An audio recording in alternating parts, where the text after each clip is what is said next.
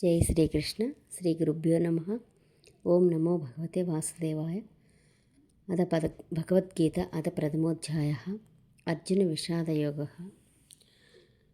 యుధామనుచ్చ విక్రాంత ఉత్తమోజ చ వీర్యవాన్ సౌభద్రో ద్రౌపదేయ చ సర్వ ఏవ మహారథః. పరాక్రమవంతుడైన యుధామన్యుడు, బలవంతుడైన ఉత్తమోజుడు, సుభద్రా కుమారుడు, ద్రౌపది కొడుకు వీళ్ళందరూ మహారథులే. యుధామన్యుడు ఇతడు అర్జునుని రథానికి వామపార్శ్వములో చక్ర రక్షకుడుగా ఉంటాడు. గొప్ప శక్తివంతుడు, అందుకే విక్రాంతుడు. ఉత్తమోజుడు ఇతడు పాంచాల దేశపు రాజకుమారుడు.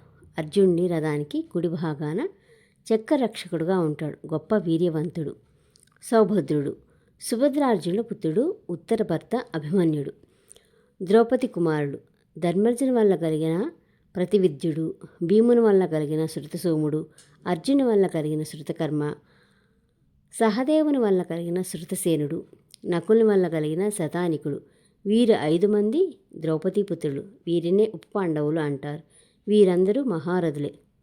మరి అలాంటి మహారథులైన శత్రువులతో పోరాడి అనర్థం తెచ్చుకోవటం కంటే వారితో సంధి చేసుకుంటే సరిపోతుంది కదా అని ద్రోణుడు ఎక్కడ చెబుతాడో అని ఊహించుకొని తన సైన్యంలో కూడా వీరసూరులు, అతిరథ మహారథులు ఉన్నారంటూ వారిని గురించి కూడా చెప్తున్నాడు. వారిని తర్వాతి శ్లోకంలో చూద్దాం. గీతను అర్థం చేసుకుంటూ మన జీవితాలను ఉన్నతంగా మలుచుకోవటానికి నా ఈ ప్రయత్నంలో తోడుగా ఉంటారా? సబ్స్క్రైబ్ చేసుకోండి. స్వస్తి. జై శ్రీకృష్ణ.